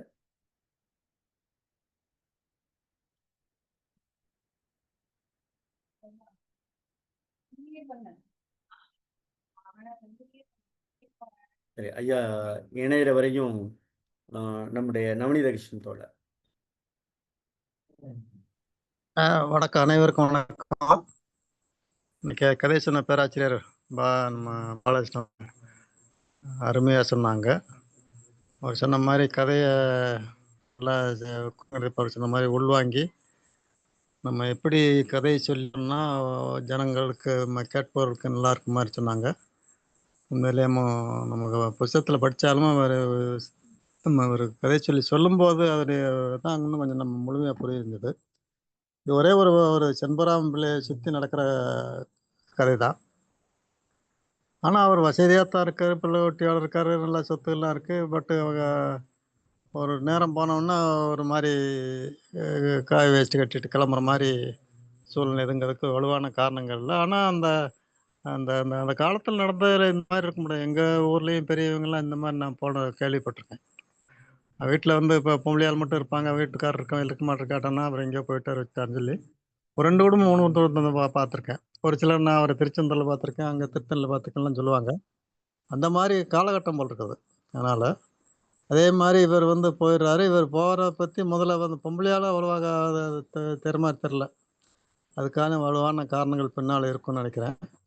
அதே சமயம் பெண்ணுடைய மனைவியோட சொந்தக்காரன் சரி, இவருடைய சொந்தக்காரன் சரி, அந்த சொத்துக்களை வந்து எப்படி கைப்பற்றணுங்கிறதுக்கு போடுற போட்டி வந்து அது இன்றைக்கும் நடந்துட்டு தான் இருக்குது. அதை வந்து அந்த அந்த செண்பகராமன் பிள்ளை கதையோடையமும் இந்த கதையும் சேர்த்து கொண்டு வருவாங்க. அந்த அந்த காட்சிகளை கொண்டு வரும்போது இந்த மனைவி வீட்டு சொந்தக்காரங்களும் சரி, தன்னுடைய வீட்டு சொந்தக்காரங்களும் சரி, இந்த சொத்தை கைப்பற்றுறதுக்கு செய்யக்கூடிய அந்த கோர்ட்டு வேலைகளை பார்க்காது. இதுக்கிடையில் போய் அவர் சுற்றிட்டு எல்லாம் ரிஷிகேசம்லாம் போயிட்டு வந்து அங்கே ஒரு சாமியை பார்க்குறாரு. சாமியோட ரெடி பண்ணி அவர் வந்து அந்த சாமியாரோடய சேர்ந்துட்டு போகிறாங்க, வைக்கிறாங்க. கடைசியில் வந்து பேரை அங்கே மாற்றிக்கிறாரு, லிங்கன்னு மாற்றிக்கிறாரு.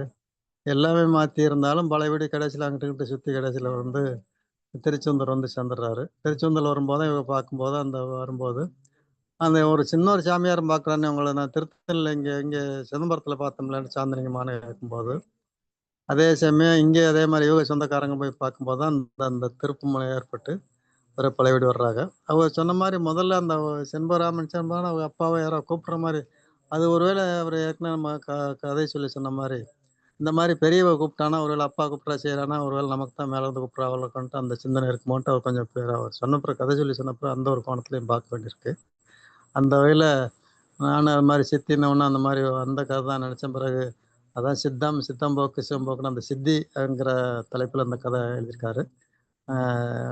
வாழ்த்துக்கள், கதை சொல்லிக்க வாழ்த்துக்கள். நன்றி. நன்றி தோழமையே. பணித்துளி ஐயா, கம்ப்ளீட் பண்ணுறீங்களா? பணித்துளி பாலசுப்ரமணியா. சரிங்கய்யா. இதுல அதான் அந்த குடும்ப தலைவனுடைய பொறுப்புகளை அவர் சொல்றாரு. கூடு விட்டு கூடு பாய்தல்ங்கிற மாதிரி மனசு தடுமாறுது அவருக்கு.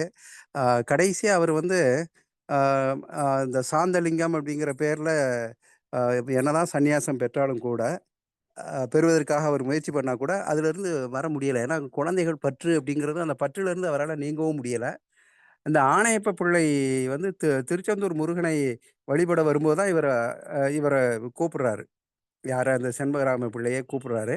ஒரு ஒரு கோயில் தளத்துல இன்னொருவர் தன்னுடைய மகனுக்காக வேண்டி வாதாட வருகிறார் என்பது ஒருவேளை இவருடைய மனதை மாற்றி இருக்கலாம்.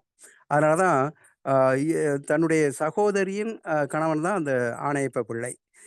அவர் சொல்றதை கேட்டு ஊருக்கே வர்றார். வரும்போது தான் அந்த கோயில்ல இருந்து ஒருத்தர் கேட்குறாரு, நான் உங்களை முன்னாடியே பார்த்துருக்கேனேன்ட்டு. அந்த சாந்தலிங்கம் அவர் வந்து 4 மணி நேரத்துக்கு முன்னாடி ஒடுக்கமாகி விட்டார் அப்படிங்கிற மாதிரி. அப்படின்னா என்ன மாறிட்டு. அப்போ கூடு விட்டு கூடு பாய்தல் அதுதான் சித்தி. சித்தம் சில சமயங்கள்ல கலங்குது, யாருக்கானாலும் சரி கலங்கும்.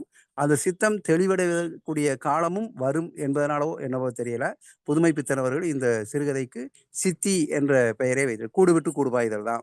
மனசு இங்கிருந்து அலைபாயும்னு சொல்லுவாங்க இல்லையா, அது மாதிரி இங்கிருந்து அங்க பாயும், அங்கிருந்து திரும்ப நல்ல நிலைக்கு வந்தே தீரும் அப்படிங்கிறதா அந்த சிறுகதையினுடைய ஆழ்ந்த ஒரு சிந்தனையாக எனக்கு பட்டது. கதை சொல்லி மிக அற்புதமாக கதை சொன்னார். வாழ்த்துக்கள், பாராட்டுக்கள். வாய்ப்புக்கு நன்றி. நன்றி ஐயா. சிறிய தடங்கள் ஏற்பட்டுடுது இணையத்துல. நன்றி நன்றி ஐயா. பரவாயில்ல ஐயா, மிக்க மகிழ்ச்சி. அடுத்ததாக அம்மா விஜிலாமா. அனைவருக்கும் வணக்கம்.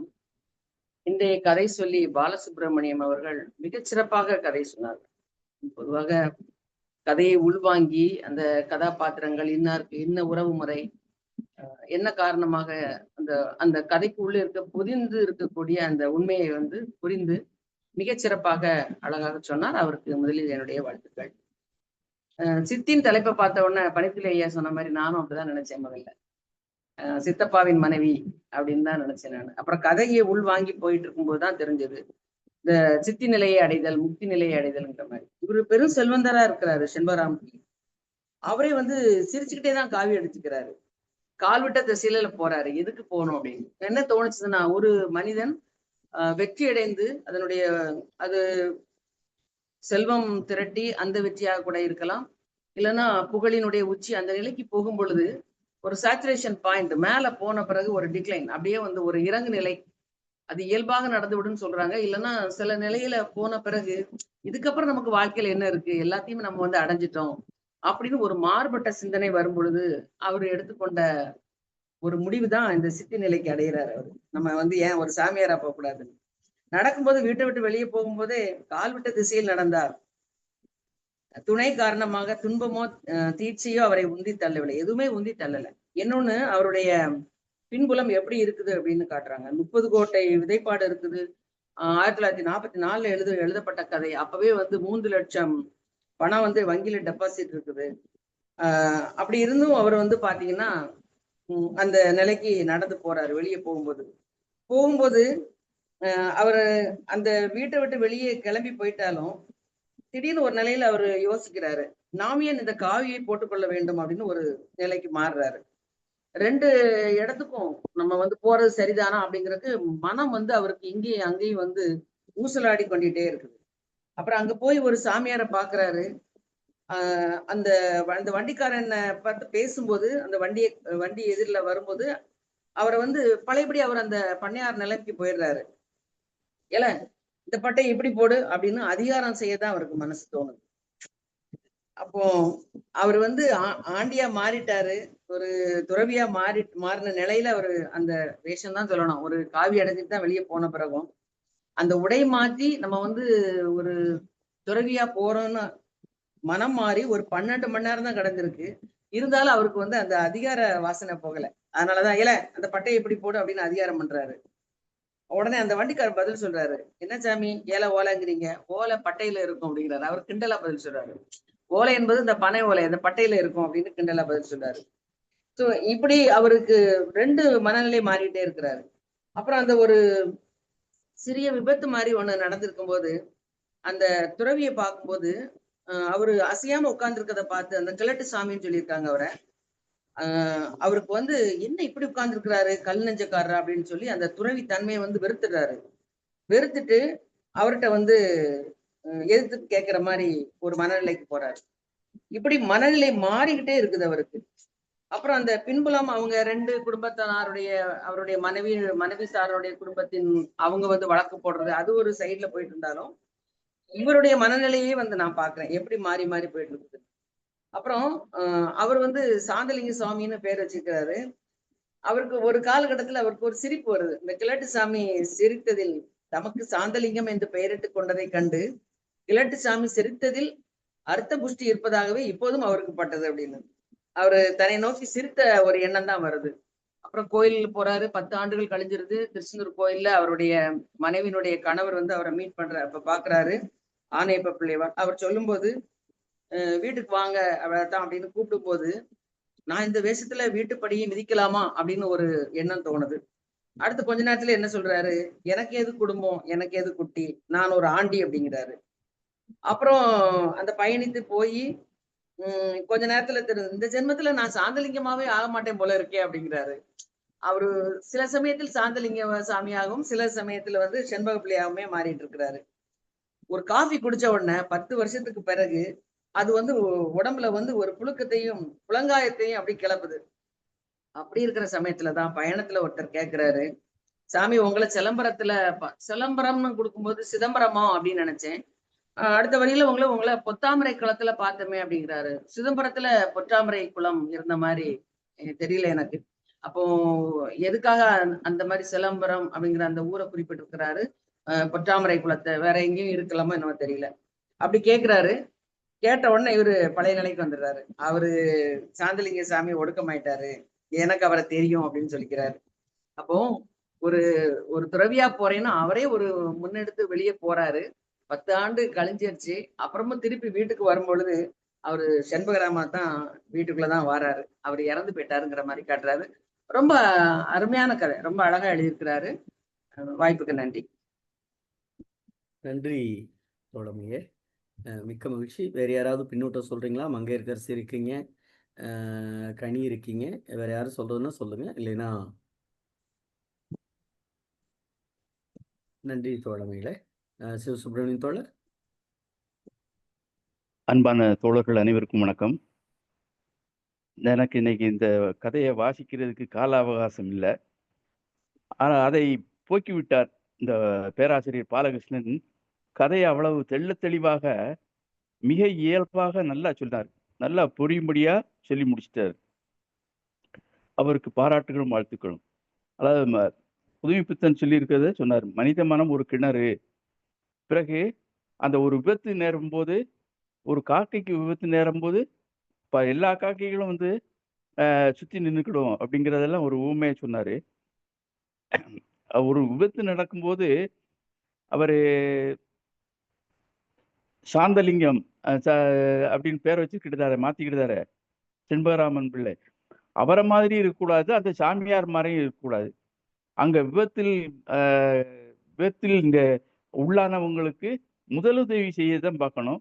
ரெண்டு ஒரு மாதிரி இருக்கக்கூடாதுங்கிறத புதுமைப்பித்தன் சுட்டி காட்டுகிறார் என்றே சொல்ல தோன்றுகிறது. இல்ல புதுமைப்பித்தன் வந்து இந்த குடும்பம், தனி சொத்து இதெல்லாம் சுட்டி காட்டுகிறார். குடும்பம், இந்த தனி சொத்து வந்தாலே இது கொஞ்சம் ஆபத்து தான். அந்த மாதிரி அந்த சொத்தை பறிக்கிறதுக்கு சுத்தி உள்ள சொந்தக்காரங்கள்லாம் எதிர்பார்த்துக்கிட்டு இருக்காங்க அப்படின்னு சொல்றாப்புல. இது வைரமுத்துவினுடைய பாடல் உண்டு, இந்த திரைப்பட பாடல் ஞாபகம் வந்துச்சு. ஏது பந்த பாசம் எல்லாம் வெளிவேசம், காசு பணம் வந்தா நேசம் சில மாசம், சொந்தமே ஒரு வானவில் அப்படின்னு நல்லா எழுதியிருப்பாரு. அதே மாதிரி இந்த இவர் வந்து செண்பகராமன் பிள்ளை வந்து அவருடைய மனம் வந்து ஒரு குரங்கு மாதிரி இருக்கு. எதுலேயுமே நிலையா நிக்க முடியல. அந்த சித்தி நிலைன்னா சித்தி நிலையிலையும் நிக்க முடியல. சலிப்பு வருது.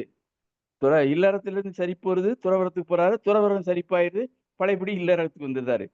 அதான் இந்த அந்த பழைய பாட்டு ஒண்ணு ஞாபகம் வருது. காசிக்கு போகும் சன்னியாசி உன் குடும்பம் என்னாகும் நீ யோசி அப்படின்னு. இதுல அந்த சித்தி நிலை, துறவரத்தில் சித்தி நிலை கிடையாது, இல்லறத்திலேயே சித்தி நிலை இருக்கிறது அப்படின்னு புதுமைப்பித்தன் இல்லறத்தை மிக உயர்வாக குறிப்பிட்டு காட்டுகிறார் என்றே சொல்ல தோன்றுகிறது. ரொம்ப அருமையான கதை, நல்லா சொன்னார். அவருக்கு மீண்டும் பாராட்டுகளும் வாழ்த்துக்களும். வாய்ப்புக்கு நன்றி, வணக்கம். நன்றி தோழமையே, மிக்க மகிழ்ச்சி. கதை சொல்லி நிறைவா எதுவும் சொல்றீங்களா? இல்லை என்ன பொதுச் செயலாளர் பேச போறாங்க? கதை சொல்லி பேராசிரியரை. ஐயா சொல்லுங்க, ஏதாவது நிறைவா சொல்றீங்களா? ஓரிரு கருத்துக்களை மட்டும் பகிர்ந்துக்கலாம்னு நினைக்கிறேன். ஏன்னா பல பேராசிரியர்கள் நான் அறியாத பல கருத்துக்களையுமே எனக்கு எடுத்து கூறியிருந்தாங்க. அது ரொம்ப மகிழ்ச்சியான ஒரு நிகழ்வா இருந்துச்சு. இந்த கதையில பெரும்பாலும் என்னை ஈர்த்த கதாபாத்திரமா அவங்களோட மனைவி கதாபாத்திரம் அமைஞ்சிருந்துச்சு. ஏன்னா ஒரு மனைவின்றவங்க என்ன மாதிரியான இன்றைய சூழல்ல எப்படி இருக்கிறாங்கன்ற மாதிரின்றதை விட அந்த காலகட்டத்திலே அவங்க தன்னோட கணவனோட அந்த மனநிலை புரிஞ்சுக்கிட்டு அவர் போன வழி சரியான வழி, அவரை தொந்தரவு செய்யாதீங்க, ஒரு நல்ல வழியில நல்ல பாம்பு போடலாமா, அதனால நீங்க அவரை தொந்தரவு பண்ணாம விடுறதே நல்லது. அப்போ அவங்களோட அந்த இல்லற வாழ்க்கைன்றது எவ்வளவு புரிதலோட இருக்கக்கூடிய ஒரு காலகட்டமா இருந்திருக்கு. அந்த காலகட்டத்திலே இல்லற வாழ்க்கையில தனக்கான ஒரு ஆசைன்றது இல்லாம தன்னோட கணவனோட உணர்வுகளையும் புரிஞ்சுக்கிற ஒரு கதாபாத்திரமா அது அமைஞ்சிருக்கிறதுல ரொம்ப மகிழ்ச்சியா இருந்திருக்கு. ஏன்னா ஐயா இந்த கதாபாத்திரத்தை சொல்லி முடிச்சிட்டதுக்கு அப்புறம் அதுக்கடுத்து என்ன சொல்லியிருப்பாங்கன்னா, சிலராலதான் இந்த மாதிரியான இருக்க முடியும், பல பேர் வெறும் அந்த தலையணைகள் எப்படி வந்து நம்மளோட சுமைகளை தாங்குற ஒரு பொருளா இருக்குதோ அந்த மாதிரியான மனைவிமார்கள் பலர் இருக்கிறாங்க. ஆனா சில அறிவுபூர்வம் உள்ளவர்கள் மட்டும்தான் இந்த மாதிரியான ஒரு மனைவிமார்களா இருக்கிறாங்கன்ற மாதிரி சொல்லியிருப்பாங்க. சோ அந்த காலகட்டத்திலயும் அந்த பெண்கள் என்றும் ஆண்களோட உணர்வை புரிஞ்சு கொண்டு அவங்களோட உணர்வுகளுக்கும் மதிப்பளிச்சு அவங்களுக்கும் கொஞ்சம் சில இடங்களை கொடுக்குறாங்கன்றத இந்த பாத்திரங்கள் மூலமா அறிஞ்சிட்டதுல ரொம்ப மகிழ்ச்சி ஐயா. இந்த மாதிரியான ஒரு நல்ல நிகழ்வுகளை கலந்து கொண்டதும் பல அரிய விஷயங்களை தெரியப்படுத்துச்சு. ரொம்ப மகிழ்ச்சி ஐயா. அந்த வாய்ப்பு கொடுத்தமைக்கு தமிழ்நாட்டு கலை இலக்கிய பரிமன்றத்துக்கு நன்றி தெரிவிச்சுக்கிறேன் ஐயா. நன்றி. பேராசிரியருக்கு ஒரு அன்பு வேண்டுகோள். பின்னூட்டம் ரொம்ப நல்லா இருக்கு. தினமும் வந்து நீங்க ஒவ்வொரு கதைக்கும் பின்னூட்டம் சொன்னீங்கன்னா நாங்க இன்னும் மகிழ்ச்சி அடைவோம். ஏன்னா சரிவான பின்னூட்டம் ரொம்ப எதிர்பார்க்கிறோம். ஏன்னா இது ஒரு வலையொலியில பதிவேற்றம் செய்யறது நாளைக்கு ஆய்வாளர்களுக்கு இது பெருந்துணையாக இருக்க வேண்டும் என்பதற்காக நாங்க ஒரு முயற்சி. அதனால பேராசிரியர் தினமும் கலந்து கொள்ள வேண்டும் என்கிற அன்பு வேண்டுகோளையும் நாங்கள் பதிவு செய்கிறோம். மிக்க மகிழ்ச்சி. நன்றியா. நம்ம வாங்க 8:15 ஆரம்பிச்சு கரெக்டா 9:15 மேல போயிருக்காது. 1 மணி நேரம் தான். வர வேண்டும் என்கிற அன்பு வேண்டுகோள். நிறைவாக நம்முடைய தமிழ்நாடு கலை இலக்கிய பெருமன்றத்தினுடைய பொதுச் செயலாளர் தொலைமைமிக்க மருத்துவர் தாரம் ஐயா அவர்கள்.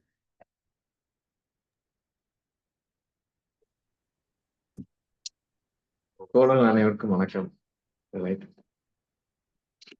நம்ம பாலகிருஷ்ணன் சார் வந்து இன்னைக்கு மிக அருமையா சொன்ன கதை. இது ஒரு பெரிய கதை தான், நிறைய சிக்கல் கிளைகள் நிறைந்த கதை. ஆனால் எல்லாத்தையும் ரொம்ப இதா சொன்னாங்க. ஐயாவுக்கு வாழ்த்துகள். கருமுருகன் ஐயா சொன்ன மாதிரி அவரும் தினமும் நம்மளோடு வந்து அவருடைய கருத்துக்களை பரிமாறிக்கொண்டால் அது நம்மை செழுமைப்படுத்திக் கொள்ள இது உதவியாக இருக்கும். அந்த சித்தி, அது பனித்துளி ஐயா சொன்னாங்க, நீங்க சித்தி அப்படின்னா கைகூடும் கூட ஒரு அர்த்தம் உண்டு. ராமகிருஷ்ண பரமஹம்சரும் ஜைன மதத்திலும் ஒரே கதையே சொல்றாங்க. ஒரு சிஷ்யன் வந்து குருட்ட வந்து சொல்றான், இந்த மாதிரி நான் வந்து 14 ஆண்டுகள் கடும் தவம் புரிந்து தண்ணியில் மேல் நடக்கக்கூடிய சித்தி பெற்றேன் அப்படின்றான். அந்த குரு சொல்றாரு, 1.5 அணா கொடுத்தா படகோட்டிட்டு கொடுத்தா அவன் கடந்து போயிடுவான், இந்த நதியை கடக்கிறதுக்கு நமக்கு உதவி செய்வான், நீ இதுக்கு எதுக்கு 14 வருஷம் அப்படி இருந்த அப்படின்னு ஒரு கதை ஜைன மதத்திலும் உண்டு. ராமகிருஷ்ண பரமஹம்சர் அவங்க வந்து அஷ்ட மகா சித்தி தப் அப்படின்பாங்க. அந்த துறவரத்துல 8 இது இருக்கு. நீங்க வந்து துறவரம்ன்றது ஏதோ சித்தி. ராமகிருஷ்ண பரமஹம்சர் என்ன சொல்றாருன்னா, இந்த மாயாஜாலங்கள் காட்டுறவங்களை போய் நீங்க மயங்கிறாதீங்க, துறவரம்ன்றது ஞானத்தை பெறுதல் அப்படின்றது. இவர் ஒருவர் பண்ணையாராக இருக்கக்கூடிய ஒருத்தர் வந்து துறவரம் பண்ற. அந்த அம்மா தெளிவாவே சொல்லிடுது, இவர் வந்து இளமையில உணர்ச்சி தெப்பம் போல சுழிச்சு விளையாண்ட போதும், இல்ல ஒரு குடும்பஸ்தனான போதும், இல்ல ஒரு பஞ்சாயத்து பண்ணக்கூடிய ஆளா இருக்கும் போதும் கூட எதுலையுமே தாமரை இலையில நீர் உருண்டுகிட்டு திரிற மாதிரிதான் உருண்டுகிட்டு திரிவாரு, இவர் எதுலையுமே ஒட்டி இருக்க மாட்டாரு அப்படின்னு அந்த அம்மா தெளிவாவே சொல்லுது. இவர் வெளியே போனதுல வருத்தம் இல்லை. இதுக்கிடையில இன்னொரு காட்சியை பார்க்கிறாரு. என்ன பண்றாருன்னா, இவங்க அம்மா வழியிலையும் சரி, அந்த செண்பகராம் மீனாட்சி அம்மாள் வழியிலும் சரி, செண்பகராமன் வழியிலும் சரி, உறவினர்கள் என்ன செய்யறாங்கன்னா, இந்த இவருடைய சொத்தை அபகரிக்கிறதுக்கு தீவிர முயற்சி பண்ணிக்கிட்டு இருக்காங்க. அதுல ஏதாவது ஒரு வழக்குக்கு போனா அந்த வக்கீலே கூட இந்த சொத்தை அபகரிக்க முடியுமான்னு பாக்குறான். இதெல்லாம் இதோட கூட ஓடிக்கிட்டு இருக்கு. அப்ப இவர் ஒரு காட்சியை, ஒரு கிழட்டு சாமியார், ஆனா அவர் காவி உடுத்தவில்லை, இவர் காவி உடுத்திருக்காரு. காவி உடுத்திட்டு ஒரு பெரிய இது மாதிரி கேட்கிறாரு. இவருடைய கேள்வி அந்த வண்டிக்காரன்ட்ட கேட்கிறப்ப, அந்த இதை ஏழை அந்த பட்டைய கொடு அப்படின்னு கேட்கிறப்ப, அப்ப அவர் துறவரம் மூண்டு ஒரு 10 மணி நேரம் தான் ஆகுது, ஆனா அதிகார வாசனை போல. ஆனா இந்த கிழட்டு சாமியார் வந்து அவர் பாட்டுக்கு கம்முன்னு இருக்காரு. அவர் வந்து திருவாசகத்தை புக்கை கையில வச்சுக்கிட்டு இருக்காரு. எங்கேயோ குப்பையில கிடந்தது, அவருக்கு வந்து படிக்க தெரியாது. இவர் வந்து ஒரு விபத்து நடக்குது, இவர் போய் சுத்தி சுத்தி வர்றாரு, இவரால் எதுவும் செய்யல. ஆனால் அந்த விபத்துக்காண்டி பரிதாபப்பட்டிருக்காரு. சுத்தி சுத்தி வர அந்த கிழட்டு சாமி ஒண்ணுமே செய்யல. பிறகு இவர் வந்து இது வந்தவொடனே, நீ போனியே என்னாச்சு? ஒன்னும் இதாகாதுல்ல. நீ ஏன் இப்படி போய் சுத்திக்கிட்டு இருக்குல்ல? அப்படின்னோடனே நெருப்பு இன்னும் அணையலையோ அப்படின்றாரு. அந்த துறவறம் பூண்டப்ப நீ வந்து உண்மையான துறவறம் உனக்கு வரல அப்படின்னு. பிறகு அந்த அடுப்பு இன்னும் எரிஞ்சுக்கிட்டு இருக்கு. இந்த ஒரு அந்த வார்த்தையெல்லாம் போகுது. அதுக்கப்புறம் வந்து ஒரு அந்த பட்டையை எடுத்து ஒரு பட்டை நிறைய பட்டைன்றது அநேகமா பனை ஓலையில் செய்யக்கூடிய அந்த பட்டையை தான் சொல்றாங்களான்னு தெரியல. அதுல தண்ணி கோரி அதுல கொண்டு போய் ஊத்துறாரு. ஊத்துன உடனே கிழட்டு பட்டையானாலும் ஒரு இது தண்ணி ஊத்துன உடனே இது அணைஞ்சிருச்சு பாத்தியான்னு ஒரு இது. இப்ப இந்த டிராவல் சொல்றாரு. கைலாசம் போனது, அவர் ஒடுக்கமானது, இவர் திருப்பி வந்தது. இதுக்கிடையில இங்கிட்டு ஒரு ஊர் நிலவரங்கள்லாம் சொல்லிட்டு அங்க சில இவருடைய வழக்கமான கிருஷ்ண பரமாத்மா எதிர் முகாமுக்கு போய் சதி செய்த மாதிரி ஒருத்தனை இவர் அனுப்புறாரு. இவருடைய மச்சினர் வந்து அனுப்புறாரு. இந்த மாதிரி அவங்க போய் எதிர்காரன பரமசிவம் பிள்ளை போறாரு. அதுக்கப்புறம் அந்த பாலாபிஷேகத்துக்கு ஏமாறாத முருகன் அப்படின்னு கொண்டுறாரு. இவருடைய வழக்கமான நையாண்டிகள்ல அதையும் உள்ள எல்லாம் கொண்டுறாரு. கொண்டாந்துட்டு பிறகு என்ன ஆகுதுன்னா, இவர் வந்து இவர் மனசுக்குள்ள ஒரு எண்ணம் ஓடிக்கிட்டே இருக்கு. நாம் ஏன் காவி உடுத்தினோம்? நாம் ஏன் காவி காவி உடுத்துறது வந்து அவ்வளவு லேசானது கிடையாது. குன்றக்குடி ஐயா சாமிகள் போய் பேசிக்கிட்டு இருக்கப்ப அவருடைய இளம் வயதுல சாமியாராங்க. அப்படி ஆகும்போது பரதேசி யாத்திரை என்று போகணும். எல்லா இதையும் துறந்து இங்கிருந்து கன்னியாகுமரி வரை போயிட்டு வந்ததா சாமி சொல்லுவாங்க. அப்படி ஒரு ரொம்ப சிக்கலான துறவரம். ஆனால் பல பேர் போறாங்க. சாத்தூர்ல கூட நவநீகிருஷ்ணன் ஐயா சொன்ன மாதிரி ஒரு பெரிய நீச்சல் குளம் வச்சு தனியார் நீச்சல் குளம் வச்சிருந்த ஒரு முதலாளி போயிட்டார். திடீர்னு போயிட்டார். நான் அந்த மாதிரி போறேன்ட்டு. பிறகு இவங்க எல்லாம் போய் இமயமலையில போய் பார்த்துட்டு வந்தாங்க. அங்கேயே அடக்கம் செய்யறதுக்கும் ரூபா கொடுத்துருவாங்களாம். அப்படிப்பட்ட இது இருக்கு. இவர் வந்து என்ன பண்றாரு, போயிட்டு வந்துட்டாரு. இவரால இருக்க முடியல. எங்கேயுமே ஒரு தாமரை இலையில் நீர் உருண்டு ஓடுவதை போல அது குடும்பமாக இருக்கும் கல்யாணம் முடித்த போதா இருந்தாலும் சரி, குடும்பஸ்தனாக இருந்த போதாலும் சரி, இல்லை அவர் வந்து ஒரு வாழ்க்கையை ஒரு ஊர் தலைவராக இருந்த போதும் சரி, இப்ப சன்னியாசம் போன போது இவரால் எந்த இதுலயும் நிலை கொண்டு இருக்க முடியலை. திருப்பி வாராரு. திருப்பி வந்து அந்த காஃபி குடிச்ச உடனே அதெல்லாம் ரொம்ப ஒரு புதுமைப்பித்தனுக்கு வந்து காஃபி மேல ஒரு மிகப்பெரிய இது இருக்கு. எங்க எல்லா இடத்துலயும் அந்த காஃபி குடிக்கிறத கொண்டு வந்துடுறாரு.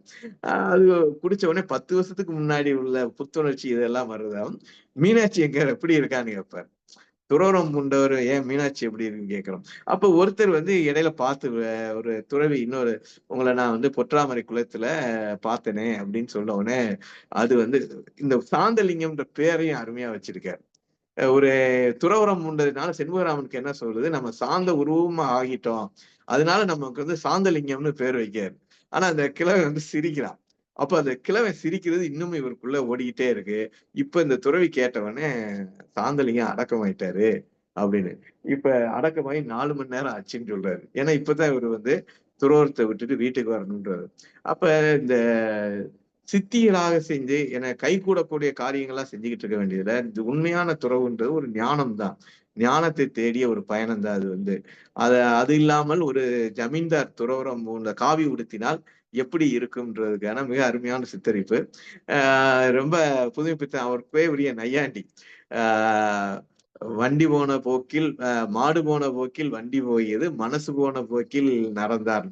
ஒவ்வொரு வார்த்தையுமே நீங்க மனசுல தோன்றதெல்லாம் இவங்களுக்கு அவர் போனது பத்திய சந்தேகங்கள் எப்படி வந்துச்சுன்றது அந்த ஒவ்வொரு வார்த்தையும் ஒரு கவிதைக்கு உள்ள செறிவை போல வார்த்தைகளை தேடி தேடி போட்டு எழுதப்பட்ட ஒரு நீண்ட கதை இது. அனைவருக்கும் நன்றி. நன்றி பொதுச் செயலாளர் அவர்களே, மிக்க மகிழ்ச்சி. ஞானத்தை தேடிய தவ வாழ்க்கை மேற்கொண்ட சாமிகள் எல்லாம் இப்ப நவீன காலத்தில் ஞானத்தை தவிர்த்து பணத்தை தேடுகிற நவீன யுகத்தில் நாம் வாழ்ந்து கொண்டிருக்கிறோம். என்ன செய்வது? எல்லாம் நல்ல வரி. தாமரை இலையில் உழல்கின்ற நீர்த்துளி, நீர்க்கட்டி, அது நல்ல வார்த்தை. ரொம்ப மகிழ்ச்சி. இன்றைய கதை சொல்லிக்கு சிறப்பான வாழ்த்துக்கள். காரணம் என்னன்னா, ஒரு நெடிய கதையை சரியாக உள்வாங்கிக் கொண்டு கதையினுடைய போக்கில், கதையினுடைய கருத்தில், கதையினுடைய மைய பொருண்மையில் எங்கும் சிதைவு ஏற்படாமல் பார்த்து கொண்டார்.